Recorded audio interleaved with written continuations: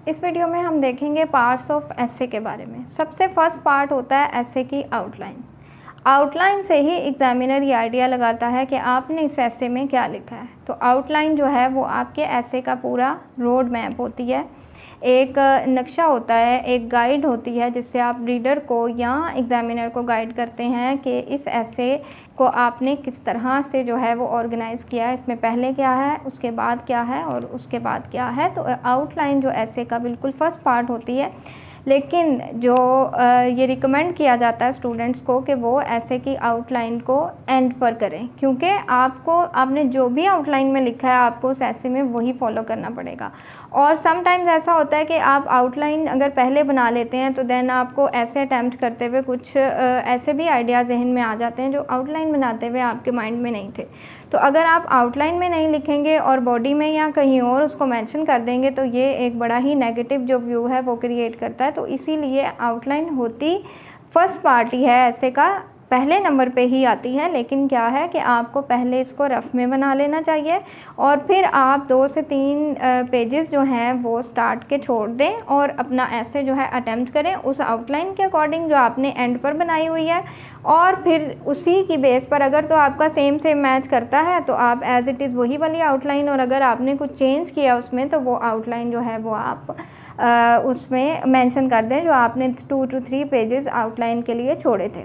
अच्छा, आउटलाइन आ गई। जो आपकी वेटेज है 5% जो वेटेज है वो आउटलाइन से आती है। तो आउटलाइन के बाद आया हमारा इंट्रोडक्शन।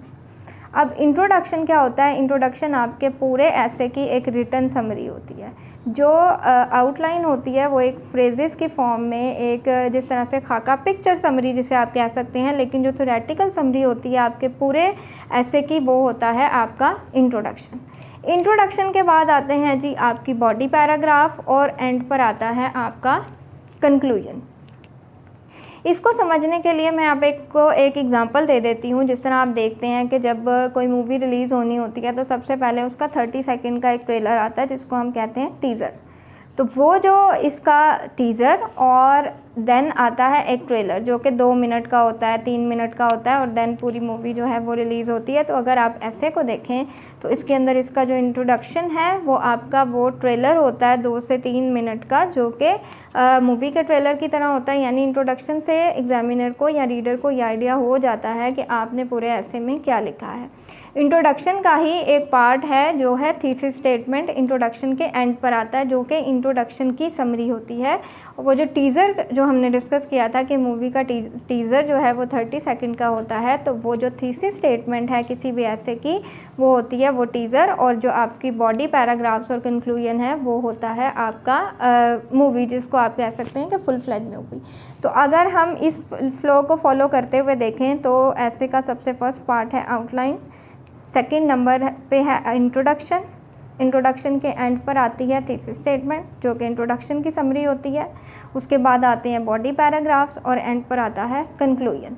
तो हर ऐसे में ये जो 4 to 5 पार्ट्स हैं ये उसका एसेंशियल कंपोनेंट होते हैं, लेकिन टाइप ऑफ ऐसे के अकॉर्डिंग उसके अंदर जो मटेरियल आना होता है, जो डाटा आना होता है, जो टेक्स्ट आना होता है वो वेरी करता है।